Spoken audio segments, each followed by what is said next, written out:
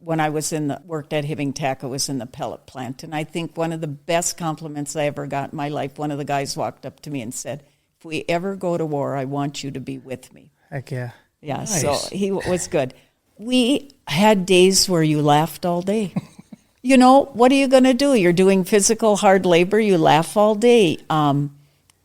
You had on shift work. I had been on shift work in the pellet plant, and a horse of mine had died, and I didn't have a horse. And one day the guys come with this little envelope with a little bit of money in it, and they go, we took up a collection. We don't like you without a horse. Here's some money for your next horse. I mean, you had great people you worked with. Please help us welcome Darleen Gargano and Talia Sandys to the face. Warning, explicit content. This material may not be suitable for children. Listener discretion is advised.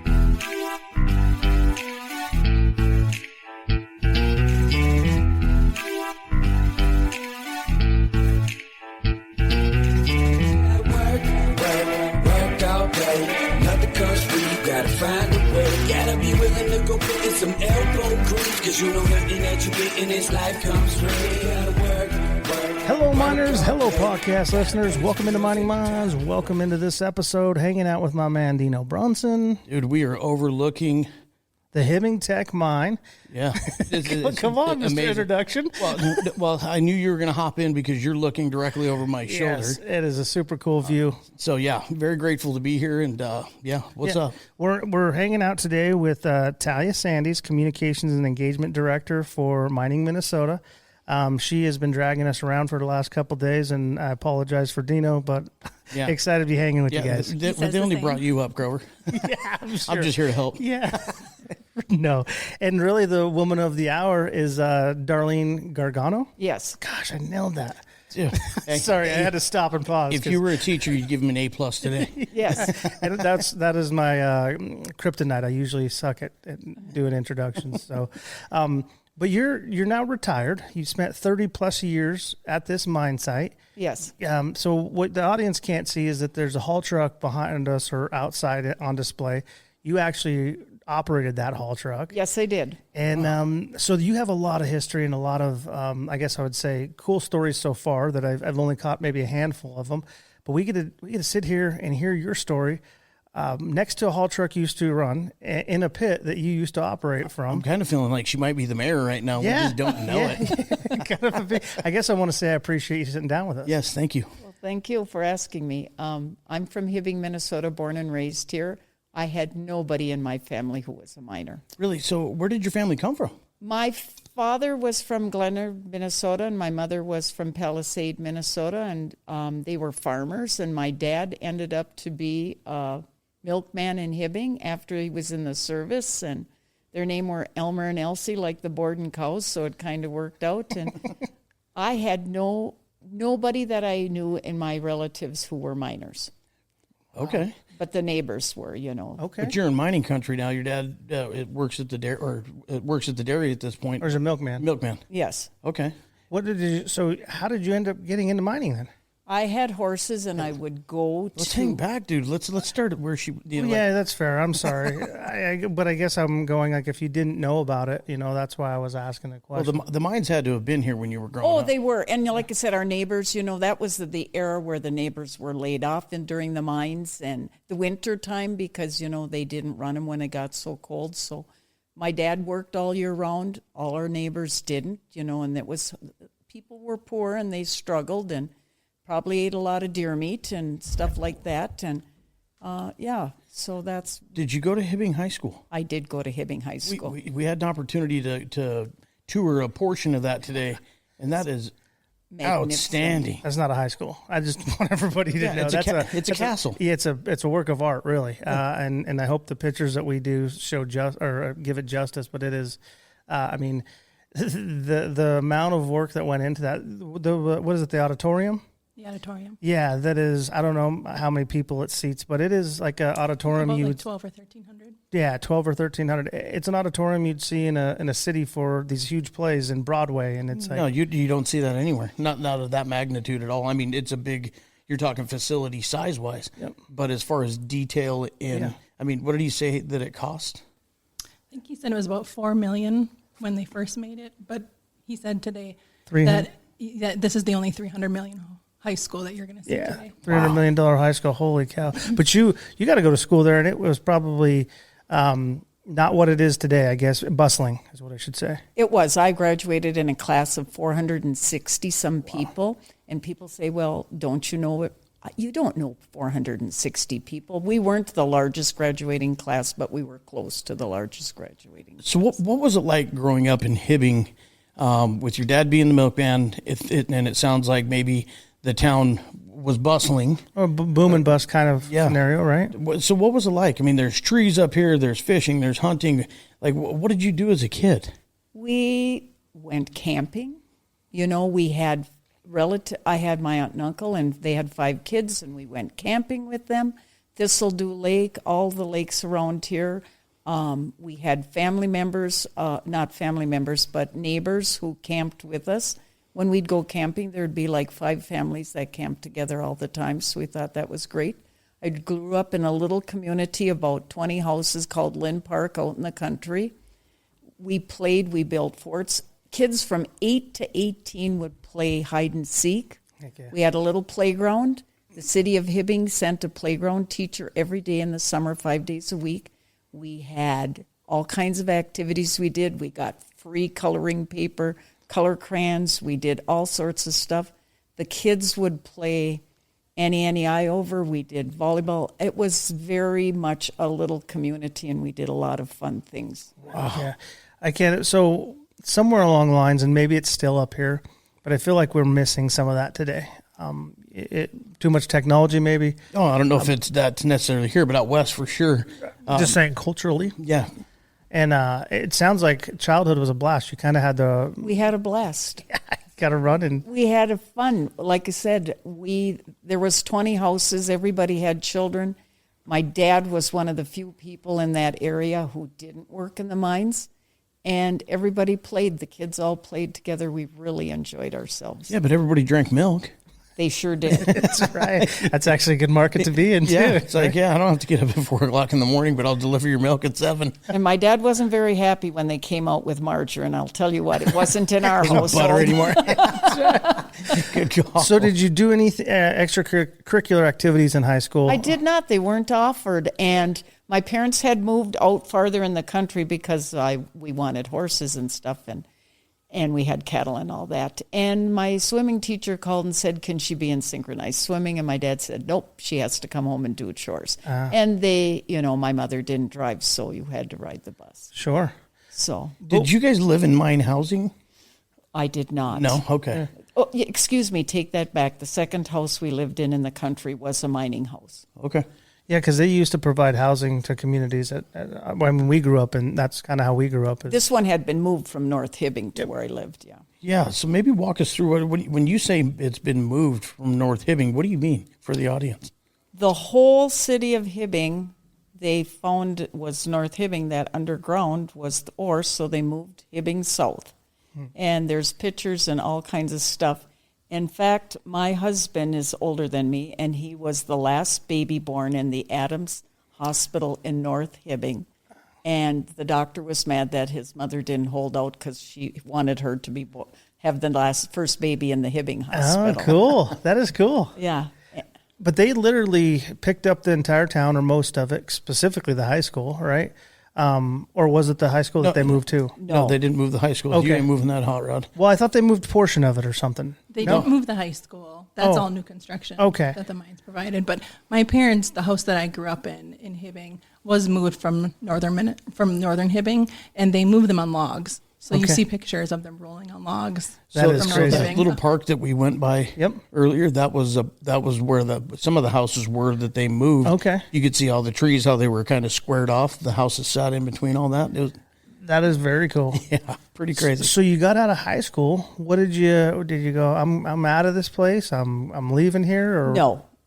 I got married 20 years old and had gone to 2 years of JC for medical secretary and went to work in a bank. Well, first I worked at Shell Tire and as a secretarial things, but they had me do every thing there. You know, it was Sure. a tire place. I had my own coveralls and stuff, so it was. Are you good. kidding me? Like you were No. changing tires and Yeah, so I did, you know, painted and did run parts and whatever. And somebody blew up the safe one day, and so I had to clean that up. And Well, I heard comes the mafia was stories. it Bonnie and Clyde that lived up here, or who was it? Or I don't know. no, somebody lived up here. We were just talking about and Al Capone. Al Capone. Yeah. That might have been him, right? yeah, well, too bad it was the old safe. The new safe was behind a wall, and there was nothing but just scrap paper in that safe. So let's put this in perspective, though. What year is this?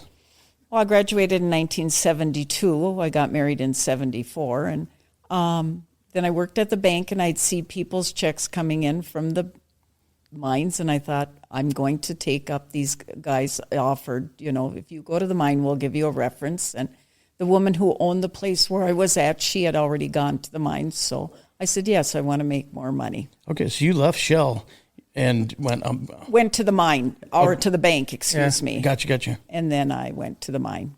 Sponsoring this episode of the podcast, JSR Fleet Performance, supporting the people who keep mining moving. If you're a part of a training group or managing equipment operator development, you know it's not just about running gear, it's about running it right. JSR Fleet Performance works alongside training teams to extend the life of your fleet, reduce costly breakdowns, and make sure your operators understand how to get the most out of every machine.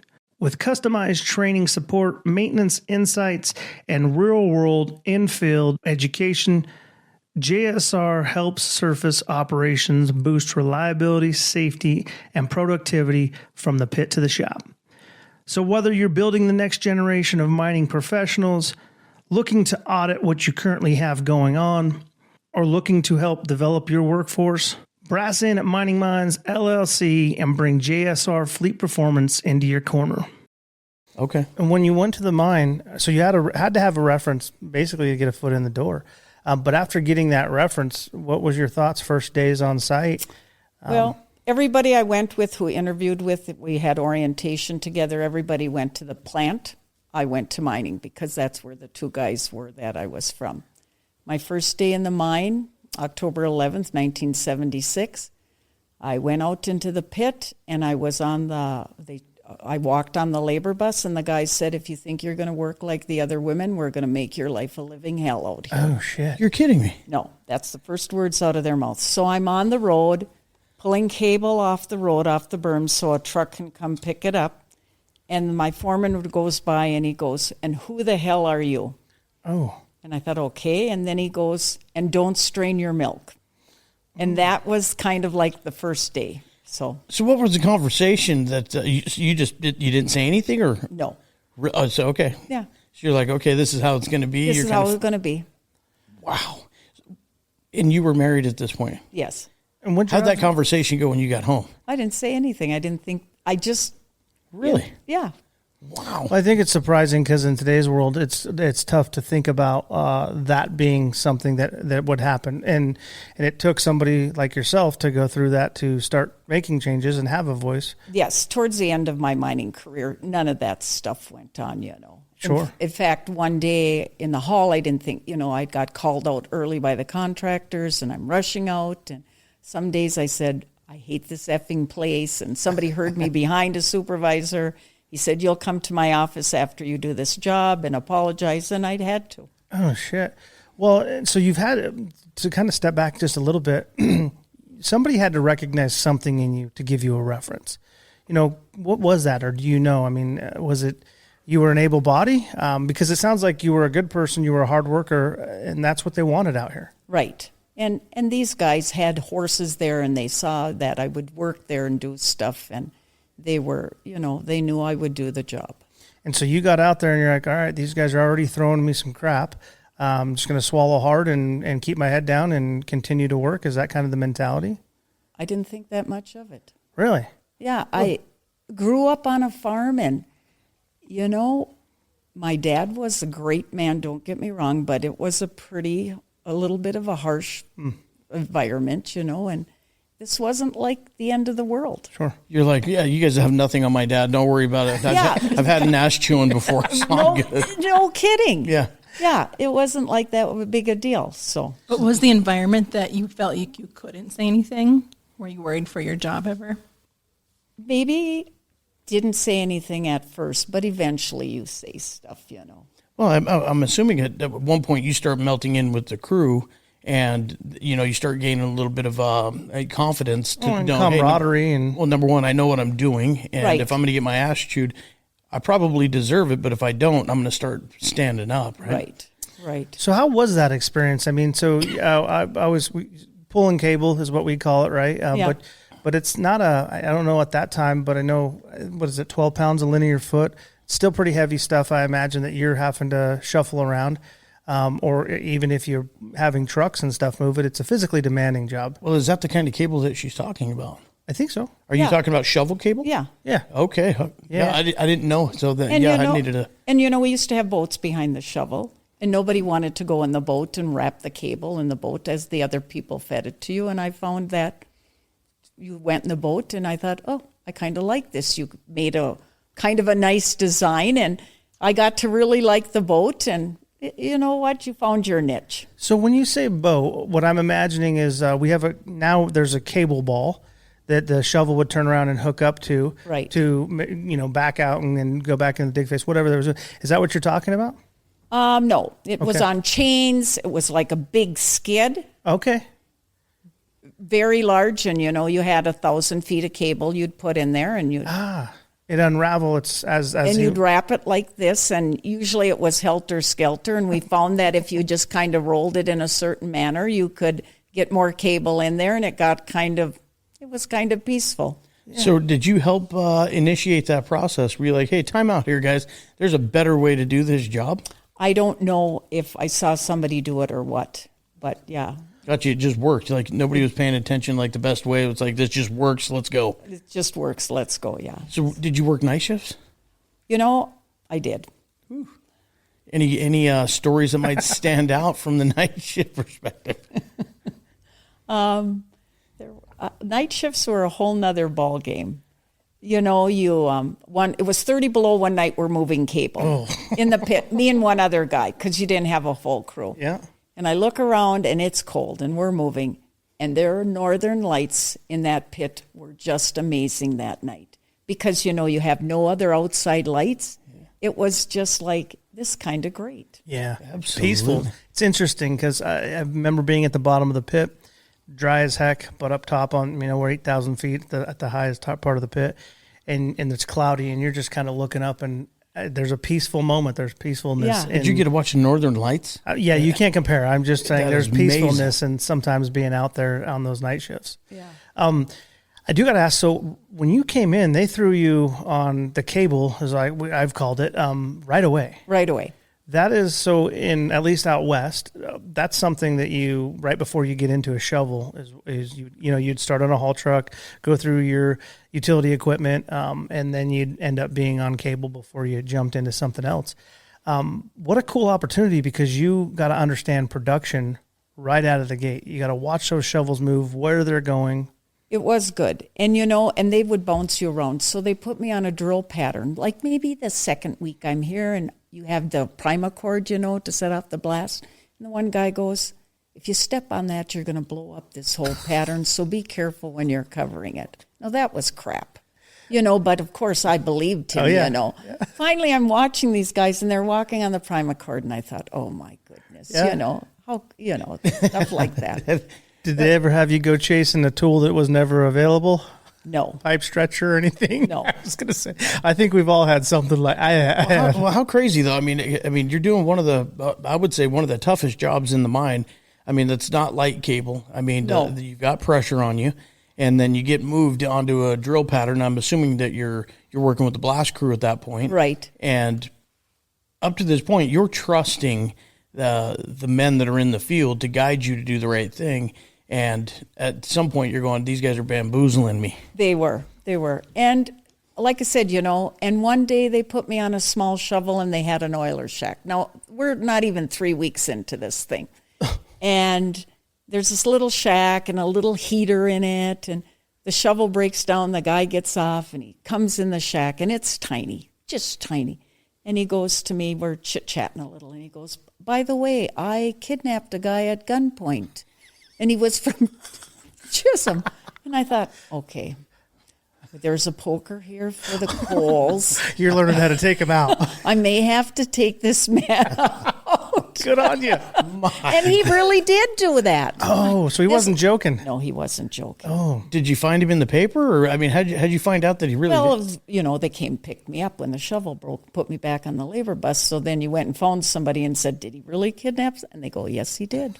Wow, it's like that's where it originated. Like, if you don't hear a rumor by noon, start one. Like, damn. well, I will say this: that's part of the mining industry that I actually enjoyed. And not next to killers or anything like that, but the diverse amount of people that you have. You know, pit van. We'd ride up the pit van to go to work, and you'd sit next to somebody that went to school to be an engineer and just wants to drive haul truck. And then you sit next to somebody that got out of jail because he was a drug runner in Mexico. Yeah, you changed his life. Ex-con or icon. Yeah. Which one? But the diversity in that people decide this is kind of where I want to land is really unique, because you do get to work with all sorts. You do. And at the time I was there, a lot of the foremen were teachers, and my stepdaughter, one of her friends said, oh, yeah, he was my math teacher, you know, and it was kind of, like you said, there was a big diversity of people. That's pretty crazy, though. I mean, the teachers are leaving teaching at school to come to the mines. Better pay and great insurance. Really? Yeah. Okay. I imagine that. There's a couple teachers that I can think of out west that have done the exact same thing. And it's still kind of that same mentality today. Sponsoring this episode of the podcast, excited to talk to you guys about Heavy Metal Equipment and Rentals. Founded in 2001, Heavy Metal Equipment and Rentals has built its success serving Canada's oil sands with the heavy civil and ultra-class surface mining equipment. Now here locally in the 775 and across mines throughout the United States, HME delivers the right size equipment for your heavy civil and mining applications. Need reliable earth-moving equipment for your next project? These guys have you covered. From massive 800-ton hydraulic mining shovels to 400-ton haul trucks and everything in between, they provide the right gear to ensure your project stays on track with industry-leading equipment.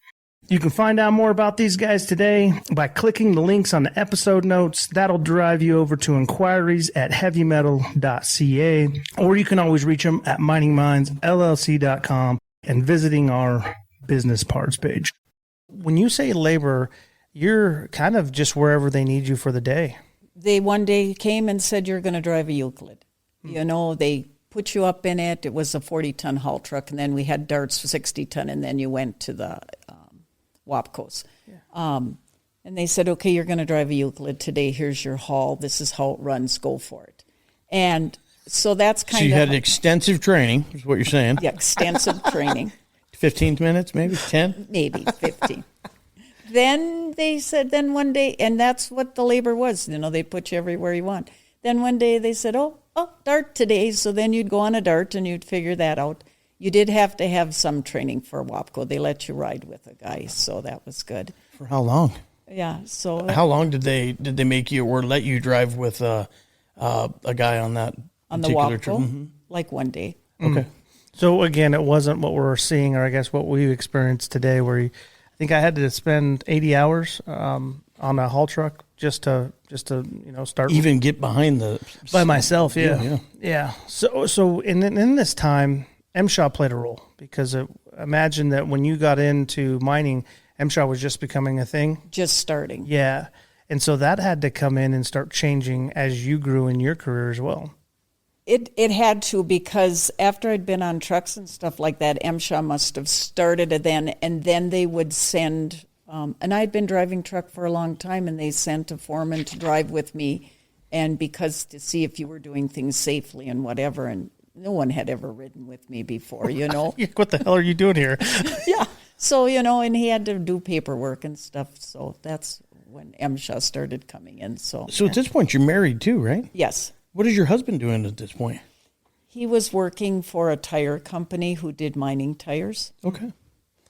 So you guys, but I imagine he's a Monday through Friday type of schedule, and you potentially are labor, I imagine, straight days, but you... Straight days. And I tried to stay on labor as much as I could because of the straight days. Even though it was really physical work, you had straight days. So how long did you stay as a laborer? I was in the pit close to 15 years, but during that time I did labor. I was a cat skinner for a while on equipment, drove truck for a while, service truck driver, so. Cool. So you're like a luber, go out there and yes. refuel and grease everything? Right. And no, I never did a greaser, but a service truck driver, you had to deliver supplies. You had to drive the low boy. Yeah. You had to go water drills. You had to change shovel teeth. On midnight shift, you had to move light plants. And I want people to know that this is in wintertime, negative X amount of degrees up here, yes. too. I think there's another caveat. I mean, I'm assuming that the mine is union. Yes. Yeah, so there's specific jobs that you can do underneath the laborers union or the operators union, whatever union you were in, right? 2705, you were just under the union. And they had... if you were a labor, then they upgraded you. All these jobs are upgrades, so you get more money, so you could take them. Okay. So one day you could be a laborer making $15 an hour, but if there was an opening that day to be on the blast pattern, you can make 27. Well, maybe not that much, but right. because you were a blaster's helper, not a blaster, so you did. But truck drivers made more money, and grader operators, cat skinners made more money, and what was the craziest cat skinning opportunity that you got that you went, or maybe I should ask, did you ever have yourself in a position that you went, I'm not sure I like this? I have to tell you, my first night as a grader operator was during a snowstorm. Everything went well. They had put me with a really good grader operator a few days before, but we're on afternoon shift. And the grader, they said, go grade out the access road. Talia, how long do you think their access road is? Couple miles. Couple miles. So I grade out, blow the snow off the access road and come back, and the foreman goes, you didn't blow it off the road wide enough. Oh. So, I didn't know to shove your blade out and whatever and stuff. So I graded that grader right into a ditch like nothing you've ever seen in your life. Hey, that's how you learn, right? So I had to walk back, and they had to get a loader, 2 loaders to get me out, one to stabilize the grader and one to pull me out. So then, of course, it's all over the radio, and you get all the... Oh, you got all the banter, huh? Yeah, all the crap, So the next day I come, and I had carpooled with this older gentleman. His name was John Mackey, and he was just cute and great little guy, great operator. And he goes to me as I walk in, he goes, I'm going to tell you one thing. Don't you dare quit being a loader, cat skinner, or doing this work just because you went in the ditch. So he was like fanatic that I stayed on the job. So at this point, somebody or you've got some street cred, or they've started to look at Darleen as part of the crew. Yes, I want her to help out because, and we've said this on other podcasts. There's when you get a female operator, there's something about finesse. The men are kind of knuckle draggers. She just said that. Well, yeah, but when I specifically, I think when it comes to blading, dozing, shovel operating, like there's a little bit of different finesse there than I would say for males that I've experienced. At least being trained by them, right, and then watching them, there's a lot of times I see a lot smoother transitions. And it's like you figure it out a little bit faster, a little bit smoother. Yeah. You try to be very, very good, and you try not to break anything. And they had a smaller side dump loader, which I would run as a laborer, filling the blast holes on the blast pattern side. So I did this, and then they'd keep upgrading me because I liked the job and I did a good job. And then they'd send me to other parts of the plant with this little loader. And eventually the guys who were on cats and loaders complained, and they made it a full-time job, and I went back to labor. That's cool. That's where it's going. Hey, so now talk about a little bit about the camaraderie, because I got to imagine that it feels good to be wanted. It feels good for people to go, I want you back over here. Yes, and I have to say, the last part of my, when I was worked at Hibbing Taconite, was in the pellet plant, and I think one of the best compliments I ever got in my life, one of the guys walked up to me and said, if we ever go to war, I want you to be with me. Heck yeah. Yeah, Nice. So he was good. We had days where you laughed all day. you know, what are you going to do? You're doing physical hard labor. You laugh all day. You had on shift work. I had been on shift work in the pellet plant, and a horse of mine had died, and I didn't have a horse. And one day the guys come with this little envelope with a little bit of money in it, and they go, "We took up a collection. We don't like you without a horse. Here's some money for your next horse." I mean, you had great people you worked with. Ever find yourself having to actually take a stand and go, "Listen, I'm not going to mess with you anymore. This is how it's going to go"? We had one guy at work who was grabbing the women. In fact, he ended up in jail for molesting young teenage girls, and he had been grabbing the women out there. And his best friend was on the labor crew with me, and he came up. I said, "I'm going to tell you what. You tell Alan that if he ever touches me, I'm going to rip his throat out just like they did on Roadhouse." And I'm not kidding. And he never touched me. Good for you. Well, and at this point, I'm sure your husband's got to be aware of like the people that you're meeting at site, and you've got friends to where. How was your husband with all this when he, maybe he heard the story that there's a guy out there doing that? I thought I could take care of myself. I was going to say, you seem like a pretty tough lady. You didn't. Yeah. You're like, I'll handle it, or yes. It'll handle itself. Yeah. Well, and I guess that was going to be one of the things I was going to ask is like, you got to see this kind of evolve into what it is today, just mining in general. What was the community like back then? Excuse me, as far as support, because you guys were mining, and we're sitting in front of a mine right now. But I mean, it seemed like it was people were more pro mining than they are now. Is that a fair statement? I don't know. I think people up here are very much pro mining. Okay. I go to other parts of the state and show horses, and you talk about mining, and southern Minnesota didn't even realize, a lot of people don't even realize we have iron mines up here. This is where the iron ore that makes the steel comes from. They have no concept of what is here. It's like it's two different regions, and I'm sure Talia, you... From your perspective, though, like, what would you do to change that narrative? Being in the mining industry, what would you suggest that could change to bring awareness to like really what amazing things that the Iron Range is doing? I think that Talia and the people, her whole thing and what they do is, you know what? They don't do anything up here for mining that they don't follow all the guidelines. Yeah. They're not going to, the pollution and the EPA and all the stuff later years we did, and MSHA coming in, the county things, making sure our emissions are clean, making sure our water's clean, making sure everything we did was as safe and as possible. They're not going to do anything to ruin any of the natural beauty up here or the natural environment. And they need to, try to get that message out, and they do try. Yeah. Well, and I will say this, mining wasn't what it used to be. And we can sit here and tell stories and laugh, but we've came so far in what we're doing in the entire technology, safety, environmental side. There's so much going on. But even back in the 70s, I mean, you guys were doing it right.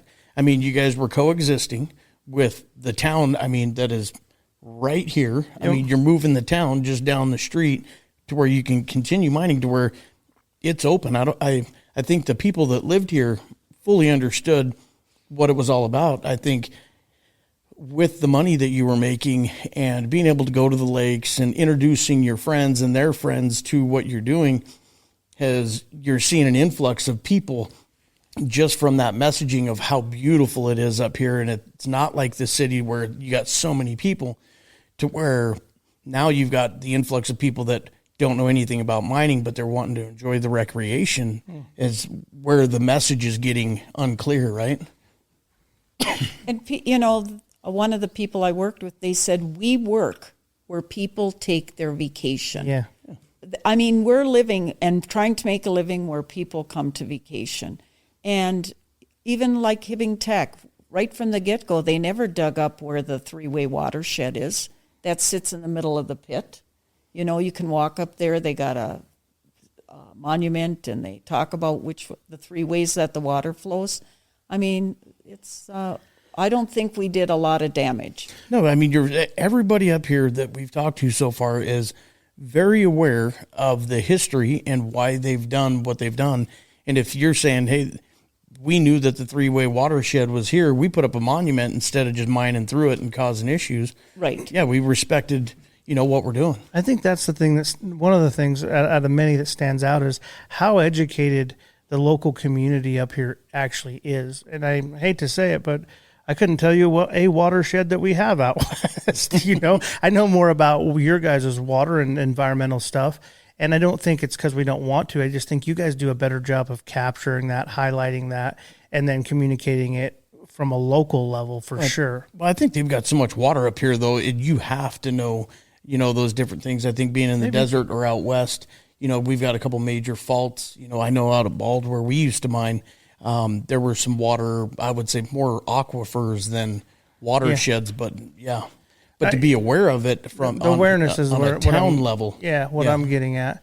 And I guess, from mining's perspective, it allowed you to provide better income, a better life than you could have if you would have stayed at the bank. Yes. I think that's the other thing that people don't realize is that there is a ton of opportunity. If you're not afraid to work, if you're not afraid to get a little bit dirty, you can retire from a phenomenal job and make phenomenal friends in the process. Yes, and I had a very good career, and there were lots of unique people you met and lots of stuff that went on, and you look back at it, and sometimes you get together with people you mined with, and we do nothing but laugh and go through old stories about whatever, and it was very good. Do you have any mentors that you can remember that might have helped you along the way to get to where you wanted to be? Or I think that I was raised that if you do a job, you do it better than you do it to the best of your ability. And I just think my upbringing really was very helpful for going there and saying, I'm not going to do the job, I'm going to do it as best I can. Sponsoring this episode of the podcast, Ram Enterprise, Inc., and to talk a little bit more about them is Robin Brown. At Ram Enterprise, we don't just build, we protect, empower, and innovate. Safety is our promise with over 6 years no lost time. People are our strength, quality is our standard, and smart solutions are what sets us apart. Whether you're on the job site or behind the scenes, you're part of a team that leads with purpose. Ready to take your next step with a company that puts you first? Ram Enterprise, where safety drives us, people inspire us, and solutions define us. Partner with us today at ram-enterprise.com. What did Mom and Dad think about you working in the mines? I think they were very glad that I worked in the mine. Yes. I think that people like yourself and have paved the way for the new generation of individuals to come in, specifically women, to come into the mining industry. Now, I think, again, I think we've gotten better on how we're treating people coming into the industry as a whole. But if it wasn't for hard workers like yourself, people that got in there and kind of bowed their neck and said, you ain't going to push me out and I'm going to outwork you, I think we're a lot better positioned today because of that. And look at the women who are engineers out there now. They have people in administrative jobs. You have people on safety stuff. My daughter-in-law with Minnesota Mining, Julie. I mean, I'm just so impressed with what the women are able to do out there, the jobs they are able to do. When the first woman came, who was an electrician out there, she came and got hired as off the street. She was an electrician. That was a big deal. Yeah. It was a really big deal. So how was it? Because I just don't have any experience. How did the unions play into all this? I mean, I know it's very union up here. Everything's union. Yes. They take care of you. They help the miners out here. And it's just different, so I don't know a lot about it. I think they're very good. I think they're very concerned about your whole well-being. I was on the safety committee for a little bit, and that was kind of before MSHA took over it more. And then I was on the human resource committee, like if you had drug problems, marital problems or something, they didn't counsel you, but we at least had places where we could tell you to go to get help. And I think that the unions have done a lot to make sure that if you need resources to make your life better, that they will do whatever they can to help you there. Okay. Yeah, we don't have them, and if they are, they're not very effective, I would say. So not a lot of people join them out west, or at least where we're at. So it's always a curiosity spot for me to kind of go, I wonder how that worked out, or I wonder how that all played together. Yes. Minnesota is a right to work state. So is Nevada. Okay. Yeah. Oh, and it's still different. Yeah. That's interesting.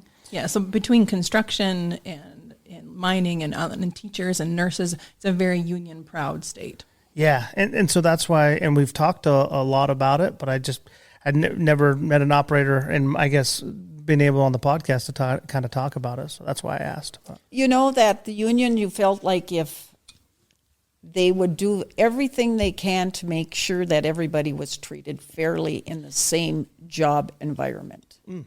That's good. So I guess if there's any young women out there thinking about going into mining, what would you tell them? Go. Learn a craft. Become an electrician. Learn to weld. Become a pipe fitter. Become a machinist. Anything you want to do.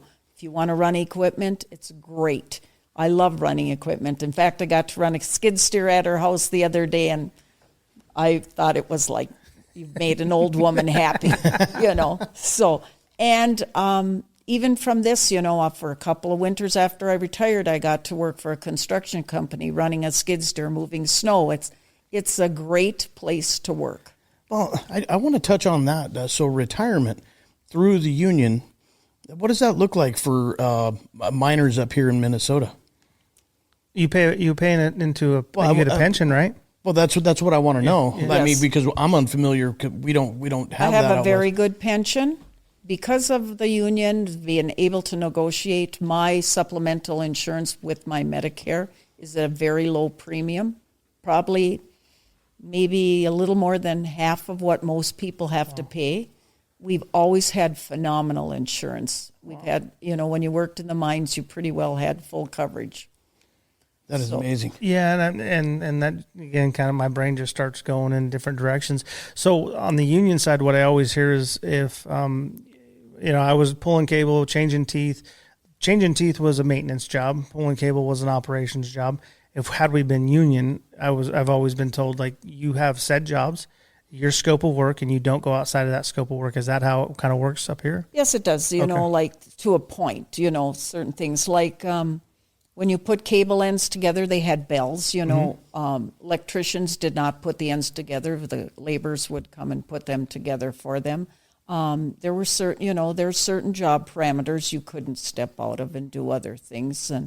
But other jobs like labor, I mean, you had the freedom to go up and down on jobs or whatever. And I think it's pretty much still that way. Okay. I think that's why the term labor here is used the way it is because it's a bigger, broader scope. Right. It's you're kind of getting in the mix of where do I need you? And I can place you in many different roles. Where my brain goes, you A, B, C, D, scope, and that's not necessarily. And there are jobs like that. Like you just can't put anybody in a control room. You couldn't put anybody on the balling floor. You couldn't put any on the plants or in the plants they have specifics. And, you couldn't take a laborer and say you're going to weld today. You had, or mechanics or all that. But can you take a laborer, like say myself, if I moved to Minnesota and I've never been in the union, but I'm a shovel hand, I couldn't just come up here and hop into being a shovel hand, right? I mean, you'd have to go through the union and basically prove yourself at the mine like anybody else would have to, I'm assuming. I think you'd have to get hired and then you'd join the union. Yeah. But with the experience that I said I had, would I be able to step into that role or would I have to work my way up? There's a lot of seniority in a lot of the positions. Right. So I'm not completely sure. So I think in that case, it's probably similar because if Dino can be the best shovel hand at said mine, come over to the mine that I'm working at, he might still have to start out in a haul truck and work his way up. Yes. Okay. Yes. And if he does get a shovel job, operator job, he might be at the bottom and have the worst picks. And so I want to dive into, it sounds like you've got a passion for horses. Yes. Since you were younger. Yes. Talk to us a little bit about that. How'd that start and how's it going? It's going great. I have had horses. I've shown nationally on the national level. I show American Quarter Horse Association.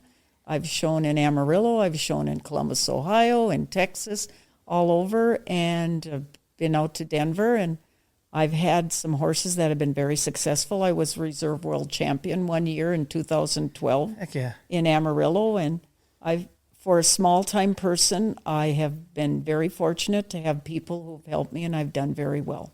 Well, you got to have money to have horses, and the only reason I say that is I've learned that about 4 or 5 years ago. My daughters got into rodeo, so they barrel race, pole bend. Right. And and I'm doing then all around more the English and stuff, but I understand totally. You know that horses and car racing are the most expensive things. Oh, I'm feeling it. So I know I know that you got to make some money to be able to enjoy those passions. But I'm sure that with the income that you were seeing from the mine, that helped. And the guys that, brought you the money because they didn't like who you were when you didn't have a horse. And, I didn't show a lot when my children were growing up in high school. I was very limited. But after they were done, and with sports and stuff were done, then I really dove into it big time. So we didn't even touch on that. I was going to say, so make sure that you talk about when you were labor, you were pregnant. Yeah. And so you had to change between jobs, I'm assuming. So how many kids do you have? 2. Okay. And there was another lady and I, and we were both pregnant, pulling cable on the labor bus at the same time. Oh. The labor bus. Yeah, so you guys had a new term coined for you. and they would had a pool out when was the child going to be born and how much would they weigh or stuff like that. It's going to weigh about as much as that cable does that you're pulling. Come out looking like Popeye. I'm telling you. So was there any special amenities back then? At the mine site? I mean, nowadays you have to have pumping stations and different things like that. I mean, was that a thing? No. Yeah. So you just made do with where you could, when you could? When I went back to work, they ate rice cereal from 6 weeks old now. It's like, there ain't no milk, we're on rice cereal. My mother watched my child, and I nursed him on whatever, and left him at my mother's. And as soon as I picked him up after work, I nursed him again and wore nursing pads because I would leak all day long on the labor bus through, and he kind of weaned himself. It transitioned to that. I was much luckier with the second child. We went from a maternity leave into a layoff, so I got to stay home 8 months with him. Oh, nice. That's the one that I'm married to. Okay. I don't know if we've established no, that. So Talia, this is my mother-in-law. Yeah, Darlene is your mother-in-law. Correct. And so you married the baby. I did. Uh-oh. There's trouble. The baby's always trouble. I have to say something about the baby, though. When I went to apply to plow snow at the contractor, he was kind of iffy, but when I mentioned who my son was, who she's married to, he said, "You're hired." Nice. Hey, that's perfect. It's a small town. We all know people. Well, that's another reference. Talia was saying something earlier, like there's history with your grandfathers, it sounds like. Yep. So Darlene's dad and my grandpa were both dairy farmers back in the day. So when I started dating Dan, we kind of had a conversation about, your grandpa was a dairy farmer too. And we realized they were competing dairy farmers back in the day because they weren't in mining. Island Farm versus Winnin and Dairy, and you didn't say Winnin and Dairy at our household. Hatfield and McCoy's, huh? So what was the wedding like? Who brought the milk? That's right. And was there any margin? Oh my gosh. Yeah. Well, I never met her parents. Who supplied the butter for the rolls? Her dad, I should say. I never met him. Yeah. But yeah, it's just kind of a fun small town thing. Yeah, so it's history, and that is I'm going to keep going back to this. The history up here runs deep, and I mean, for being a woman in mining or in the trades up here, and having 2 kids, and staying at it, and providing for yourself, because at some point it sounds like you got divorced. So was that during your mining career? Yes. Yes. So essentially, you were raising the boys, I'm assuming. Yes. To where single mom in the mines, when you first started, it wasn't a great go, but you built your reputation and you built a lot of good friends, and the industry changed with you. Yes. To where, but the history is a staple up here. It is a staple, and yeah. In fact, my second husband was a miner, a mechanic in the mines, and then he went to water treatment and sewer plant, and his father was a miner, so. But you're the first generation miner. Yeah. On your side. Yes. That is super cool. And my brother, none of my cousins, nobody else is in the mines. And so they're looking at you like, God damn, our cousin's tough, or our family member's tough, or badass is the term you're looking for there. I should have said that. And then there's something you said earlier I kind of want to touch on is there's something about getting behind the controls again and just being like a little kid. I love it. I love running equipment. I'm sorry, I love it. No. It's like a Zen area. It's just great. It's not always, I was on a cat on a dump on the winter time, and the guy next to me is on a cat on a dump, and we're pushing, and the whole dump breaks off, and that cat slides down. At that point, it's not like as exciting as you would think it would be, and we had to winch him up, and then he dumped. But there is something great about running equipment. There's an excitement. There's a craft to it. I don't think people realize you're an artist. You are somewhat of an artist. You're reshaping the earth. Grubbing, we talk about it a lot.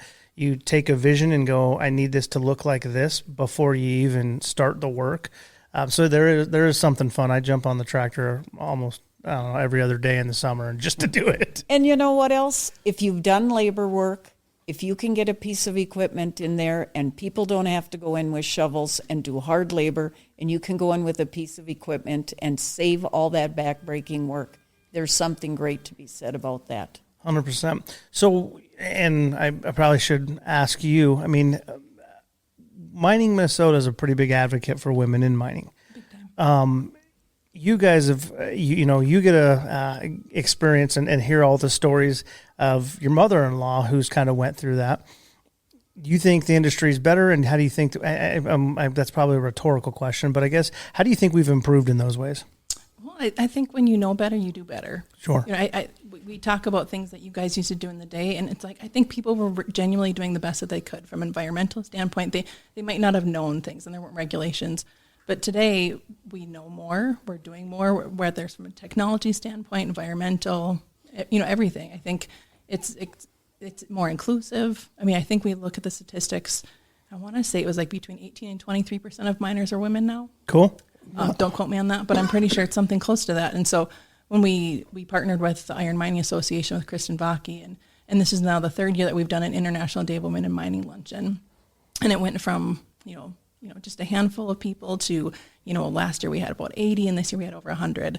And it's just a nice camaraderie of people that like doing something with their hands and they like to, kind of work together. And it's been a fantastic celebration of just how far it's about the opportunity, right? Because back in, I would imagine back in the 70s when you first started, it was somewhat uncommon for women to be in the workplace, especially in the mining setting.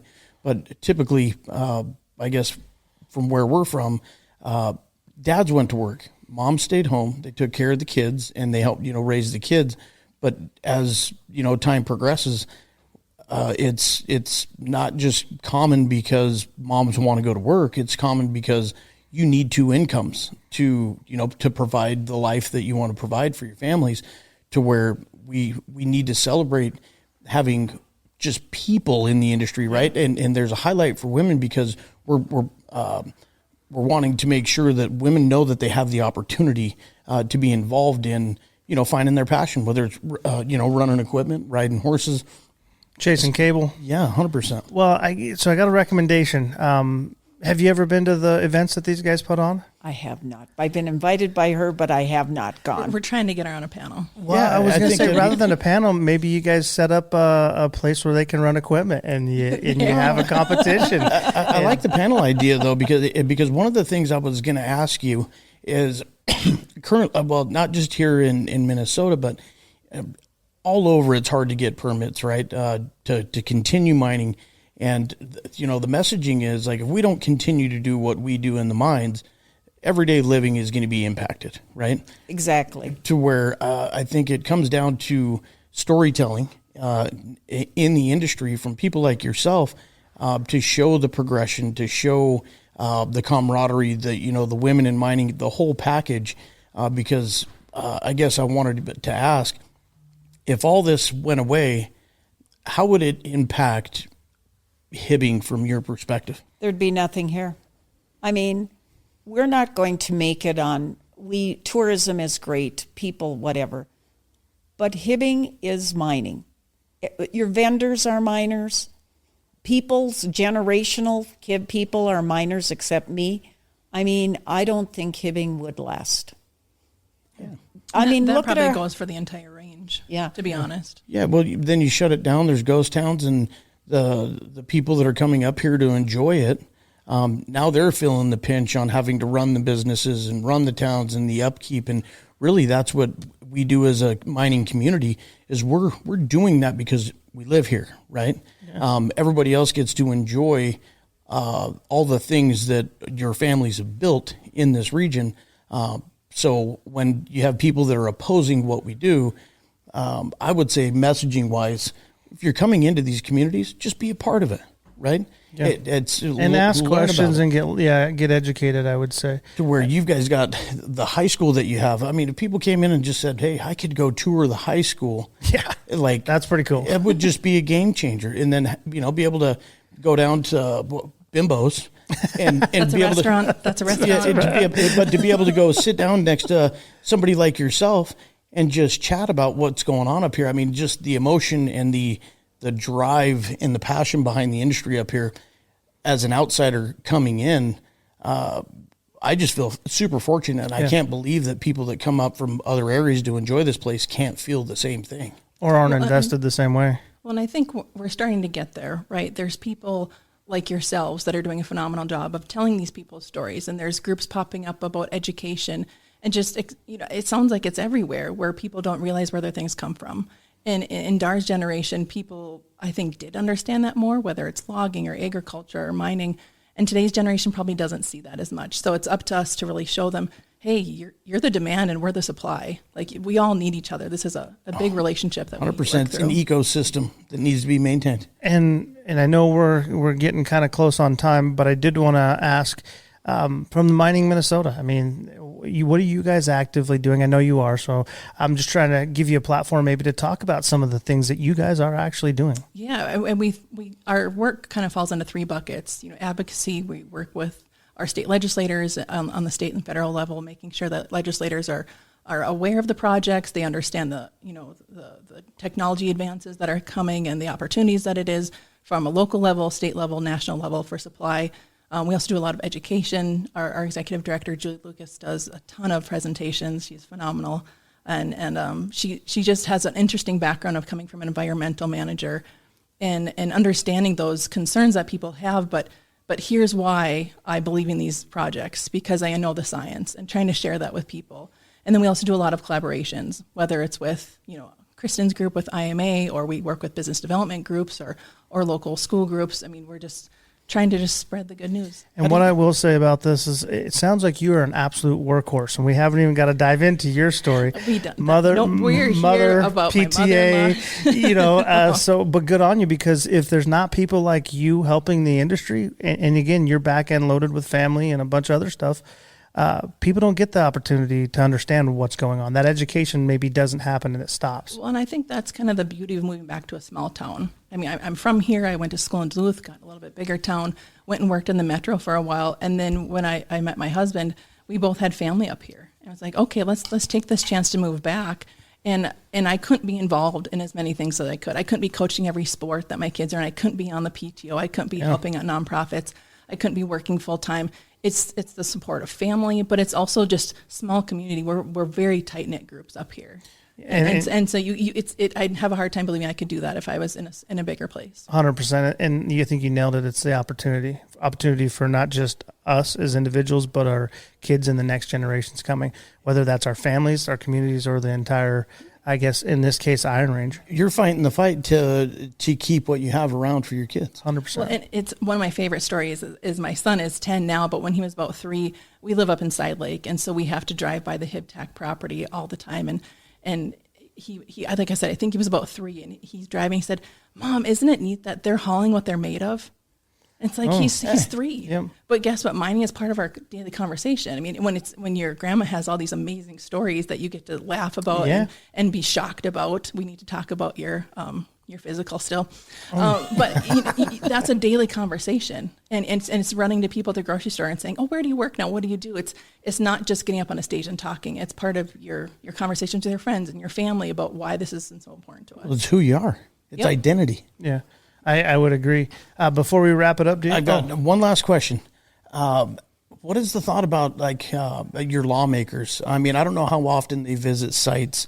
I know in Nevada they do. It's not as often as they should for sure, and from my perspective. But how often do they visit sites? And have you guys ever maybe thought about taking them on the tour that Grover and I have been so fortunate enough to be on, and visiting with these individuals that like touring the high school? And I mean, I just can't believe with that much energy and feeling that these guys can't see that. Well, and our local lawmakers, we're really lucky. I don't think you'd get elected if you weren't supportive of mining in this region. You just wouldn't. But they're all very passionate about it. They're representing us down at the state capitol, and they're fighting for us all the time. Whether it's for our workers, right? Yeah. So our local House representative is very pro mining and very supportive, and he's really a champion for the industry for us. So we're really lucky to have that. Others that maybe are a little bit against things, I think that they changed their minds if they actually hopped on property and they 100%. Saw what we're doing, and they saw the technology, and they saw the tour. It's just some are more willing than others. Well, and so that's our job to try to just get them interested in. And we're not this big scary industry. We're literally supplying your daily needs. Well, when it comes down to it, it's about the people, right? And you start meeting the people that are not only doing the jobs but are living in the communities, and you hear the stories. In my opinion, that's where the money's at. That's where these guys need to be. I think even if it's a lawmaker. The money's at the face. The money is how your states are successful are in the areas like this that essentially financially take care of the state and take care of the globe at some perspective. I got one last question for you, Darleen. And can I call you Dar? Sure. All right. What does the future miner look like? I think the future miner can be anybody. I think it could be any woman, any man. If you want to do it and you want to go there and get a job. Right now, the mining industry is in a flux, And I would like to say one thing. I am so impressed with my daughter-in-law and these ladies. Everybody awesome. Has a niche. I couldn't do what she does. I'm very, very impressed. The future of mining, I hope, keeps continuing to grow. Well, let's hear about this physical before we leave. I didn't want to forget. Yeah, I'm glad you said that. It was just about your strength. Okay. I went to have Hibbing Tac. You had to have a physical before you got hired. So I went went in there to get the physical, and I had to arm wrestle the doctor, and I beat him. And I had to put my legs down, and he leaned on him, and I had to lift my legs up to see if I was strong enough to go to work in the mines. Now, I don't think any of the men had to do that at their physicals. Yeah, good on you for staying strong. Kind of like I said, bow in your neck. And do you want to tell us the doctor's name by chance? No. We'll let that go. But thank you for coming on. I think we could sit here for another hour and BS with you. I know we're looking at time, so I'm trying to pay attention and be cognizant of that. But thank you for coming on. Appreciate you guys for having us up here in Mining Minnesota. You and Talia and Julie and Kristen, you guys have opened the doors and opened our eyes for a lot of things. So I want to say thank you for that too. Yeah, you guys have been welcoming us into your families, and that is very much appreciated. Yes. Anything outside of this that you'd like to promote? No, I just think these women are doing a great job, and I want to thank you guys. This is like nothing I've ever expected, or I think it's a whole new avenue opened up, and I'm really glad you're doing it. Well, thank you. Thank you. Not too bad for a couple knuckleheads, but you do a great job. Thank you. You guys can check us out, miningminesllc.com, Twitter or X, Instagram, Facebook, LinkedIn, MySpace. You on MySpace? I'm not on MySpace. Oh, we'll get you on there. Okay. Have a good day, guys. Adios. Peace. Thank you. That'll wrap us up for this episode of the podcast, man. I got to thank Darleen and Talia, man. What a cool opportunity to sit up and overlook that mine site while we get to listen to her story. Oh, man, she was such a cool lady. And to hear some of the things that she had to go through as a woman in the industry back then. Number one, she's tough as nails. And two, she just put her head down, man, and she went to work.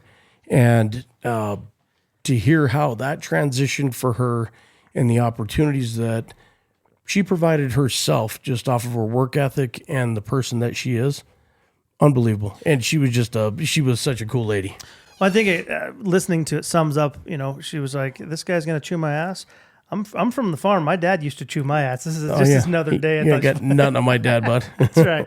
But it was very cool to sit down with her, Talia, as well. The one big takeaway for me is that, again, we say it all the time, mining's provided her to do what she loves to do now, and that's show horses, man, and be involved in life after mining. Yep. What a cool, I guess, success story is what I want to call it, man. Yeah, I will say I'm very grateful for Talia in that idea to have her mother-in-law come on. Talia's number one, man. She was super awesome with us when we were up there. She actually made, the comment that she feels like we're cousins, to where great families. We had a blast. And great people. And I can't thank you guys enough. We enjoyed the hell out of this episode. You guys tune in. Let us know what you think. Drop us a comment. Drop us a like. That always helps. And if you're out there pounding roads, driving drifts, or pushing throughput, stay safe.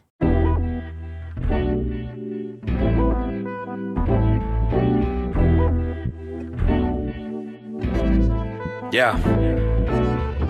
I woke up feeling good today. I ain't letting anything mess up my mood, no way. I got that feeling everything is gonna be okay. Cause I'm in the driver's seat and I control my fate. I ain't no victim of my circumstance. It's up to me to figure out how I'ma play my hand. And I'ma handle what I have to, that's the way I am. You can't be running from your problems, this I understand. So I be vibing in the zone. I'm living in the moment. I follow with my heart, make sure I listen to the omens. Today I'm feeling blessed, no I'm no longer feeling hopeless. I'm grateful and I'm focusing, yes I'ma keep it going. I got that feeling in my chest and I feel it in my bones and I feel it in my heart, yes I feel it in my soul and I'm feeling so good, yes the vibe is going on. I make sure that I keep it going strong, cause I've been feeling good today in a major way. I got a feeling everything is gonna be okay. All the stress and the pain, I let it fade away. Like I'm walking on the clouds with the birds and planes. I'm in a G-O-O-D, M-O-O-D. I'm feeling good, baby. I'm in a G-O-O-D, M-O-O-D. I'm feeling good, baby. Everywhere I walk, I got a little extra pep. I'm enjoying life with every single little step.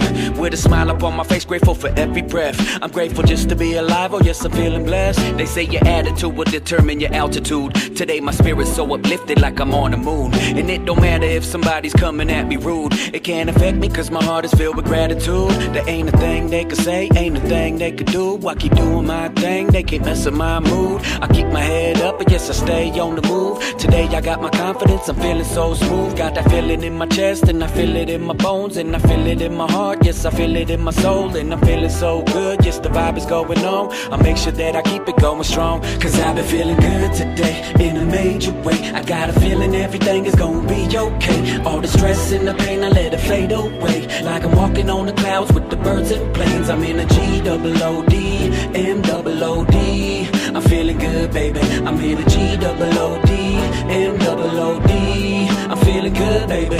Cool as the breeze, smooth as could be. Groove in the beat, I'm just doing my thing. I feel the good vibes, enjoy the good times. Spread that love, we all wanna live a good life. Enjoy the sunshine, baby, cause it shines bright. And keep it positive, that's how you get your mind right. See, feeling good, this is exactly what it looks like. There ain't a doubt in my mind, I'm gonna fly high. Cause everything I do it to the best of my ability. I give it everything I got, increase my possibilities. You get what you put out, so I'ma keep the positivity. You give the world my love, this song is a special delivery. I feel it in my chest and I feel it in my bones and I feel it in my heart, yes I feel it in my soul and I'm feeling so good, yes the vibe is going on. I make sure that I keep it going strong, cause I've been feeling good today in a major way. I got a feeling everything is gonna be okay. All the stress and the pain, I let it fade away. Like I'm walking on the clouds with the birds and planes. I'm in a G-O-O-D, M-O-O-D. I'm feeling good, baby. I'm in a G-O-O-D, M-O-O-D. I'm feeling good, baby.